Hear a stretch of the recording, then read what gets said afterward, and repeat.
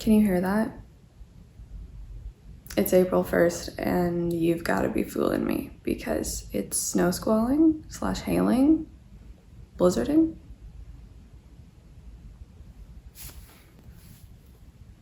Wow, I can't see out my window. So welcome back. I hope you're doing okay.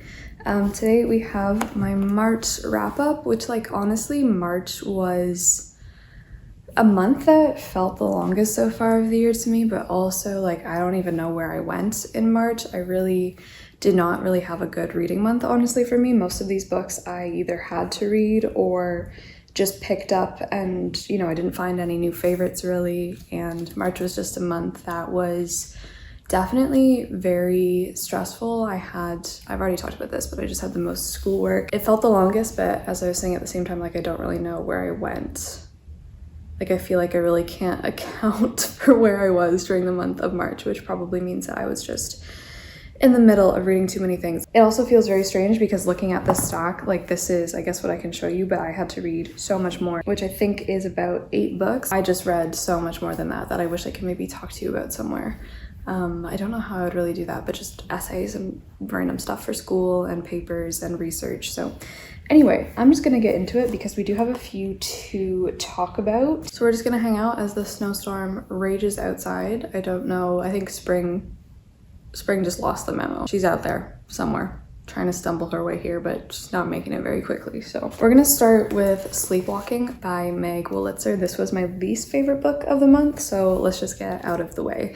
This will definitely be the last, I did not mean to give you the middle finger. This will definitely be the last dark academia-ish book that I read for a while, although this is honestly not that dark academia. Honestly, the blurb on the back and the way that it seems to be marketed is very misleading to me in a way. Anyway, so we follow 3 death girls, but we really don't. So these girls are all going to university. I think my house is gonna get blown down. And they all have an obsession with a female poet who has committed suicide. So we have Sylvia Plath, Anne Sexton, and then Lucy Asher, who is a made-up poet that Meg Wolitzer has created just for the purposes of this novel. Our protagonist, I guess, is this girl named Claire, and she is the one obsessed with Lucy Asher, this made-up poet. Mainly, honestly, what this book is about is just grief, depression, grieving, losing loved ones, losing your family. How do you cope with that? This is Meg Wolitzer's first novel. She wrote it, I think, when she was 23. And it really does feel like a debut novel in that sense. It feels like she doesn't really have a strong sense of, she doesn't really have a strong presence. This book had no presence at all for me. This book did absolutely nothing for me. It doesn't really focus at all on the death girls, which is what I thought this book was going to be about. We see them together in maybe 2 or 3 scenes, and then after that it focuses solely on Claire, because Claire decides that she's going to go to the house of Lucy Asher's parents, her mother and father, and essentially stay with them as a cleaning lady or a maid or something, just because she's so obsessed with Lucy and wants to get into her life, into her mindset. But Claire as well is dealing with the death of her brother a few years previously, which is really, really affecting her. And basically everyone in this book has either lost someone, they're going through something. I don't know, this book just didn't touch me. It didn't accomplish anything for me. The writing was very dull. It was so tedious to get through. Nothing really happens. It feels to me like a very poorly executed exploration of grief, which of course is just a personal opinion. I think for a lot of people this could work and really dive deep into topics that they're experiencing, but for me this did not touch any chords. And I just kind of finished it being okay, what did I just read? Overall, I gave this 2 stars. This is definitely my least favorite book of the year actually so far, but that is Sleepwalking. I'm glad this is over and I will not be picking up any more dark academia books for a long, long, long while, I think. Very happy about that. Okay, what do I want to talk about next? Let's talk about a good one. So I got to reread Endgame just Endgame by Samuel Beckett because this was on a syllabus for a course that I'm currently taking, and this was my 3rd time rereading it. It's very short. You can honestly reread this play endlessly. The 3rd reread this time, I honestly enjoyed it the most actually, because I think it's just that. It's kind of this building momentous thing, and the more you learn about the play and the more you learn about Beckett, and just I don't know, I'm just really really getting into Beckett now, which like I don't think I really was when I first read it. So much of this is about suffering. Essentially, I think I've explained this elsewhere, but we have 4 people who are stuck in a house and they can't leave for one reason or another. They also each have their own disability and they cannot leave this house as much as they want to. The outside world pretty much just not exist. It's non-existent for the purposes of this play, whether that's nuclear or environmental or just some catastrophe. Something has happened, they can't leave, but they really, really, really want to. The house is kind of presided over by the tyrant in this play, who is Ham. We have Ham, Clove, and then Neg and Nell, and Neg and Nell are Ham's parents who live in garbage cans. Did I give this 5 stars this time? I think I did give it 5 stars. This is the only Beckett I've ever read though. I just want to read so much more from him. Oh my gosh, why am I destroying this play? It's just so great. It's also just about stories in general, why we tell stories. Ham is someone who compulsively can't stop speaking, can't stop telling stories. Maybe as another way of being, maybe as a reminder of the fact that he did have a life outside of this house where nothing changes, nothing happens. They're all just repeating endlessly their lives. It's also a play where the actors within know they're actors. They know they're in a play, they know they have an audience watching them. It's just fantastic. It's just so good. So that is Endgame. Really glad I got to reread it for the 3rd time now. I'd love to go see it performed. That would be fantastic. And I have seen the one, there's like a version of it on YouTube with Professor Lupin. Professor Lupin and Dumbledore. It's so sad I don't know their actor names. Michael Gambon and Matthew Thewlis.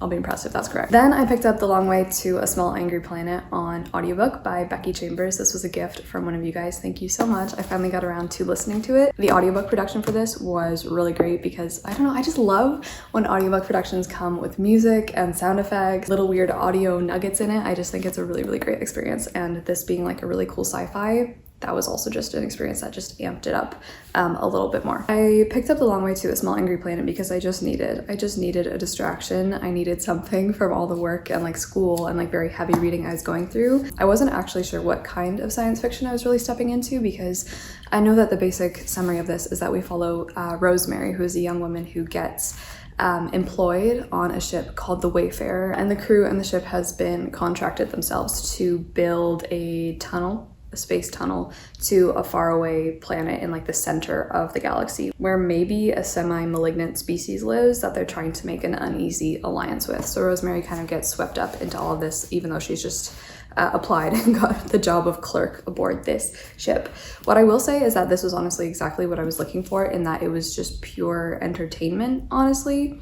Definitely not what I would call hard sci-fi. Didn't really stimulate any neurons, if that makes sense, but it was exactly what I wanted, and I loved it for that because it was just pure entertainment. You just have this large crew. How many people are there? I think there's maybe 6. Are there 6 of them on the Wayfarer? You get to know them all.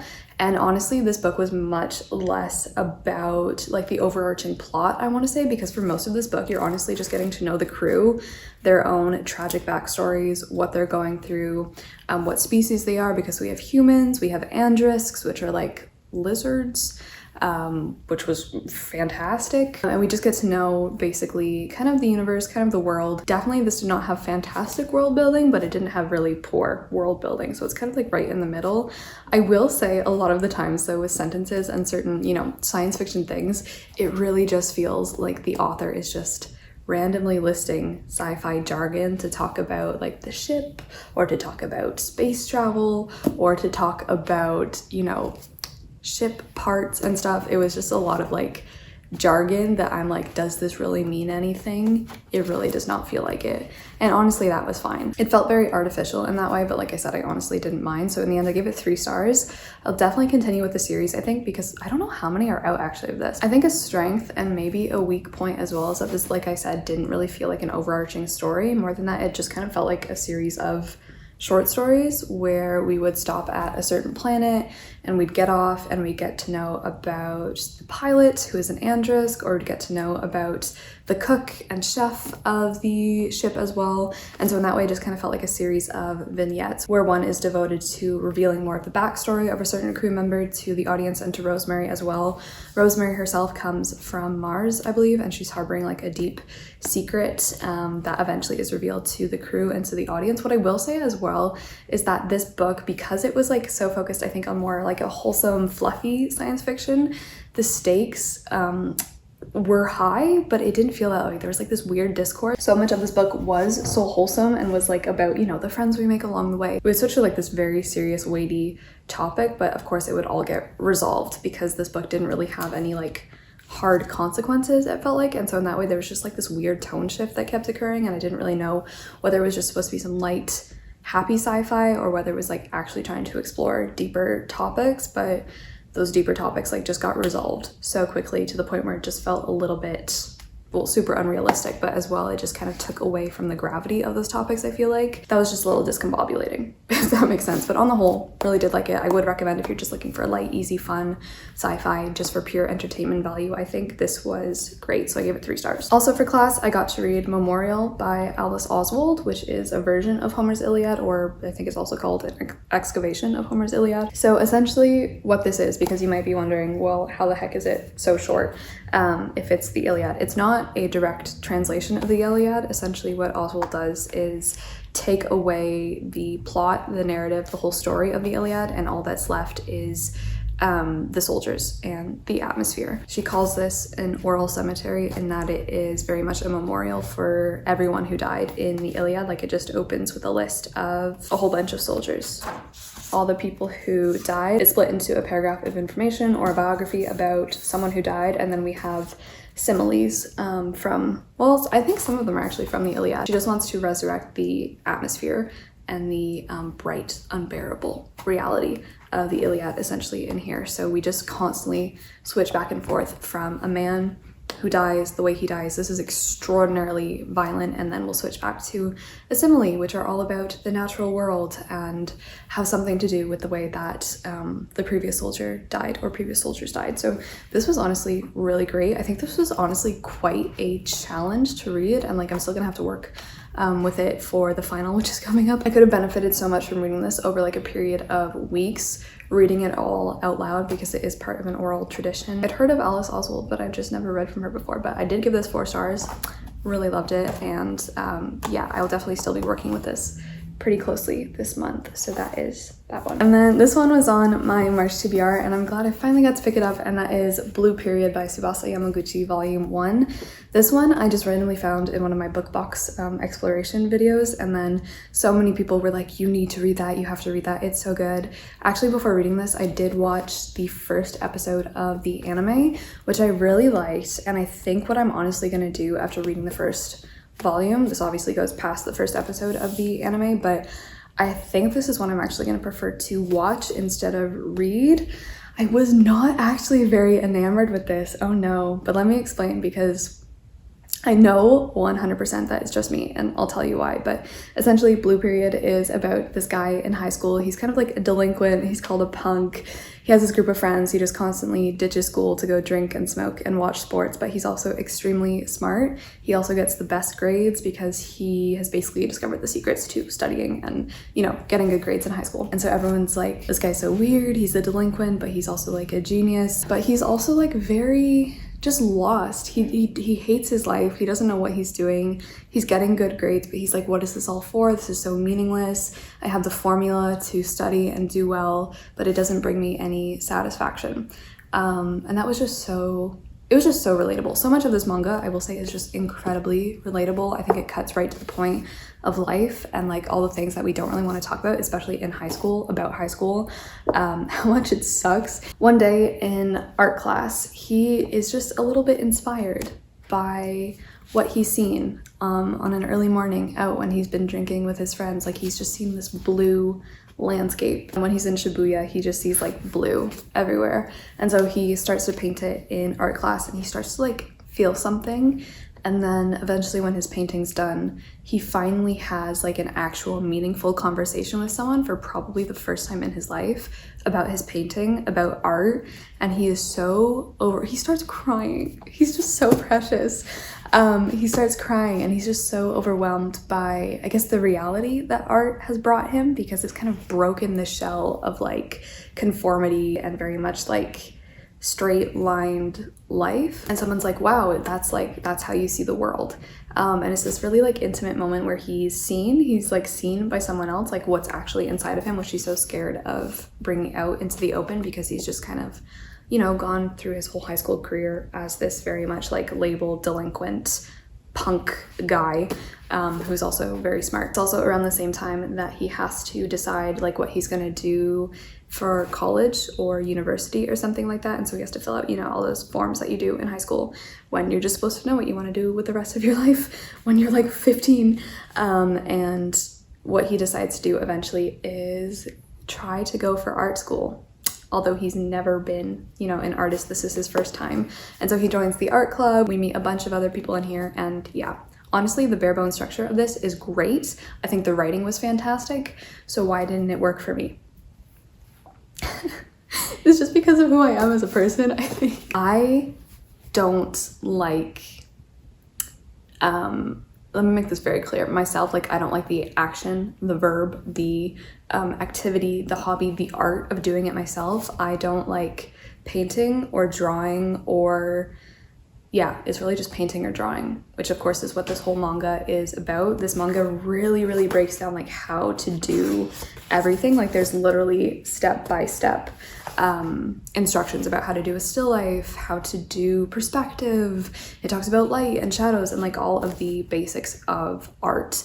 I'm someone who's just been like not traumatized, but ever since elementary school, it's just followed me around that I am so bad at painting and drawing and having any sort of spatial awareness in this world, that it's just something that has become so unenjoyable to me. And I know that's 100% on me. It's 100% my bias. And it's mostly the fact that I don't like it because, not only because I'm not good at it, because I'm not good at a bunch of things, but I still like those things.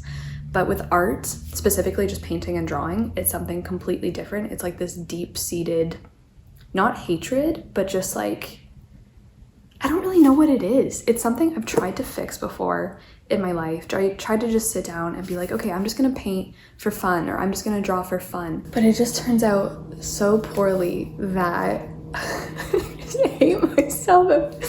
That it's just really an exercise in self-hatred at the end. I think what it is just like a lifetime full of bad experiences with painting and drawing, that picking this up honestly became a chore, because so much of it is trying to tell you, you know, how to do something, and it's just something that I am so not interested in doing myself. Like I love seeing other people do it. It's why I'm doubly impressed. I love looking at painting. I love looking at other people's drawings. I find it so impressive, and obviously more so because of the fact that it's like probably the thing in my life I'm most dismal at in terms of the art world.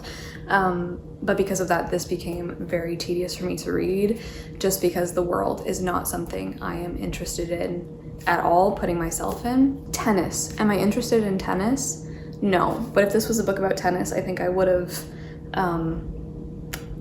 digested it more. I would have been more likely to like it. That being said, I think anyone else reading this, I can 100% see what you guys are saying, that it is fantastic, especially if you do like art, because I just think it is honestly in its core just a celebration of love for art and like doing things that make you happy. Like one of the quotes on the back is just, oh, you're gonna write off the thing you love like it's just a hobby. That sounds like something only grown-ups would do. As well as just so heartwarming to see like the support that he gets from people in his life, from his parents who just like support him and without question. And that's just like so, it's just something that's so nice to see. So anyway, I did give this 3 stars, but do not be misled by me. I'm just not the person to read this manga, although I did like watching it, so I'm not sure what that says, but anyway, that is Blue Period. I finally read it. This one as well was a reread, and you guys know this has featured in every single month of the wrap-up of 2022 so far. This is Deadly Dreams by KJ Sutton.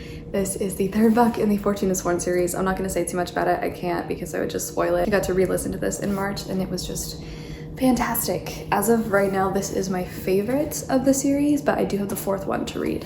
And finally, I will now pick up the fourth one, which I bought in January. It came out in January. I keep saying this, but I just really love this series. This is my favorite fantasy romance series, hands down. I am really glad that I chose to reread them before getting into the fourth one because there's just so much that goes down in this book. Oh my gosh, we follow Fortuna, who is a nightmare. This world is just chock full of every supernatural creature you could ever think of. I just really appreciate this book. Honestly, it's just such a nice, entertaining, heartfelt, like I just love the characters. I love like every single character. They're so interesting, and like I just feel like I know them, and not because they're any kind of caricature, but just because I think like honestly the characters feel real to me. They each have such a unique, different voice. I think that is a true talent. So yeah, I love this. I gave it 4 stars, honestly maybe 4.5, but I cannot wait to pick up the next one, which I'll probably do this month, honestly. And then we have the next big boy, which is Barnaby Rudge by Charles Dickens. I finally finished this. This took me so dang long. This was for the Dickens vs. Tolstoy book club, of course. This is our pick for February and March, so we will be having the live show on my channel with little Mr. Dickens next Saturday, whenever you're watching this. You know what? I'm just gonna put it in the description. On the whole, I think I'll give this 3.5 stars. I was honestly very impressed with this for a number of reasons, but once again, Dickens books, the ones we've been reading, they are too dang long. Dickens, man, just end your books 200 pages earlier. That's all I'm asking of you. Just put the pen down. You're done. You know, you're done. You're done. But he's not done, and he continues to write when the story was well honestly done and over, and at that point it gets stale.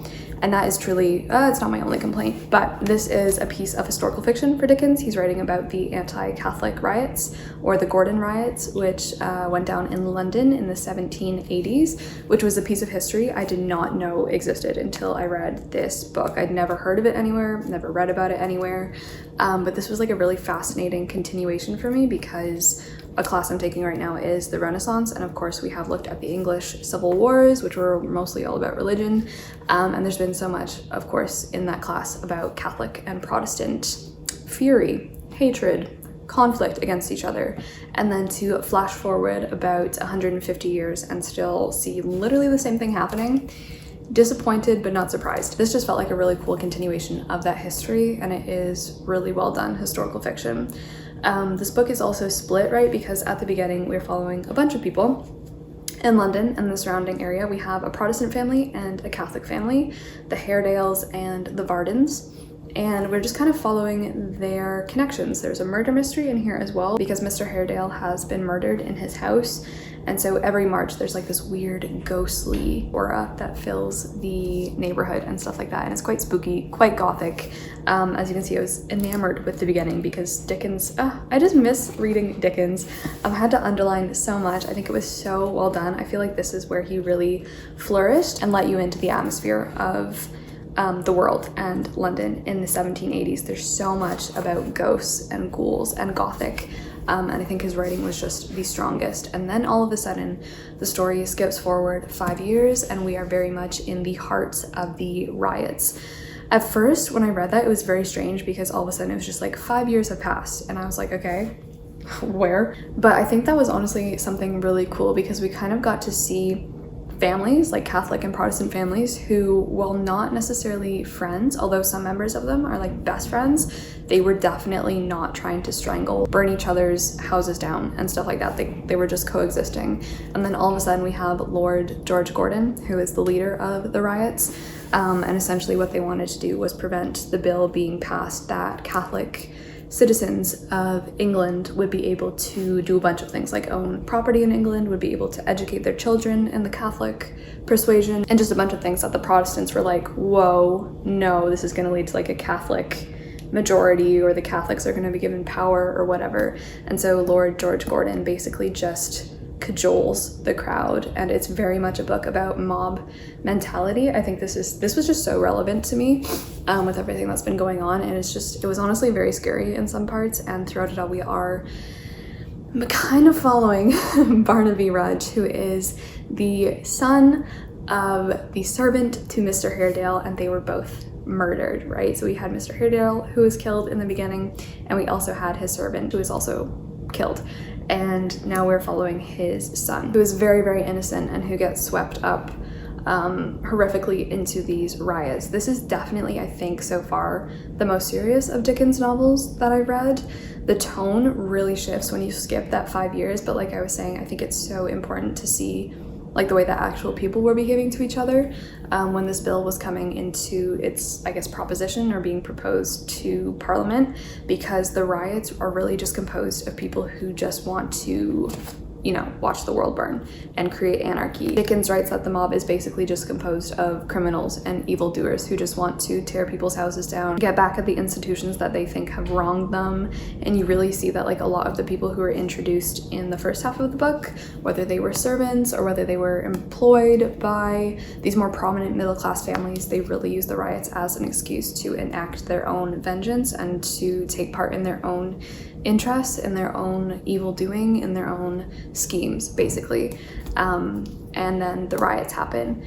Like I said, definitely, I think Dickens' most explicit book, his most violent book yet. It was honestly horrifying. A lot of the later descriptions of the riots and what went down in London was just honestly horrifying. I think this was definitely a really great portrayal of the riots. I learned so much because, like I said, I hadn't heard of them until reading this book, and I'm super glad I read it. Definitely not a new favorite Dickens. I think I gave it 3.5 stars. I might have already said that, but yeah, I think if it had just been cut down, like Dickens, I know you can't hear me. If you want to write books that are just a little bit shorter, just a little bit. I do see why people don't like this though. I know Carolyn didn't like it. I know Lucy detested it.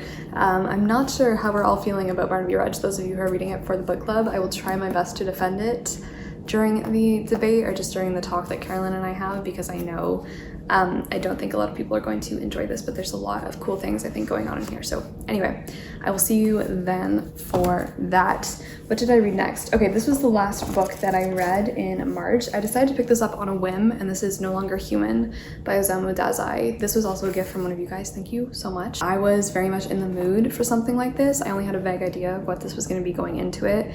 I knew that we were following a man who feels himself disqualified from counting as a human being, from being a human being any longer. He doesn't consider himself part of the human race because he feels that alienated, that isolated, that disconnected from his fellow human beings. I think I just had a week in March where I was like, I will be so content if I never see another human being again. And I was just feeling some of the things that I thought were going to be discussed in this book, essentially. This was definitely different than I thought it was going to be. I still enjoyed it. However, as a reading experience, very hard, very depressing. Definitely one of the most depressing books I've ever read. I read this all in one evening as well, which was a lot. That was a lot, but it was just like this weird experience where even though I wasn't enjoying it very much, I just wanted to finish it. But essentially we follow the notebooks of this man who kind of chronicles his life from childhood, beginning in childhood.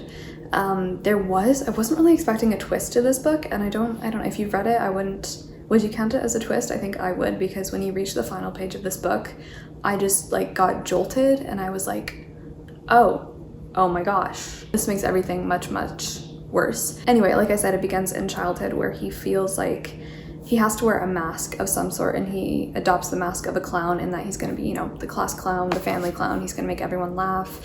He's going to make people believe he's not all that smart. He's just going to show off for attention and adopt this guise of a clown to try and blend in with people, because he has honestly no idea of what other people are thinking. He doesn't know how to react to them. He doesn't know how to be around them. And it's like this very profound sense of just destitution and isolation where he just cannot relate to someone else at all. He doesn't know why they're doing what they're doing. He has no idea what they're going to say next, what they're going to do next. So I think as a child as well, that's a very scary situation to be in. And so he adopts this disguise that kind of comes with him throughout adolescence, and eventually he descends into this world of just alcohol and poverty, even though he originally comes off from a very well-off, wealthy family, and it's just absolute misery. Basically, this book is just absolute misery. He kind of goes through the layers of isolation throughout society, I want to say, if that makes sense, because he goes from a child who is already someone so isolated, right? Because when you're a child, you're essentially just in a world made by people who control you. And you have to adhere to their rules, you have to obey your parents, you have to do everything like that. This is something that actually Rilke speaks about a lot, is the isolation, the solitude, and the absolute alienation of childhood, because you're constantly surrounded by people who tell you what to do, who really don't relate to you, because anyway, I'm not gonna go on this tangent. He starts to develop a very serious drinking habit that alienates him more. It's very hard to read. The misogyny is also very hard to read. There's a ton of misogyny in here. If you have read this book, I would love to know your honest thoughts about it, what you thought of it. So that is No Longer Human. I did give it 3 stars, but just because like it's still ruminating with me, and like I honestly am still thinking about it and considering it. So thank you guys so much for watching. I think April is definitely going to be a much better reading month for me because I'm almost done classes. I just have 1 more week of classes and then I'm free to read things of my choosing again, so I'm very excited for that. So I'll see you guys so soon. I hope you're keeping well. So much love to you, and until my next video, ciao.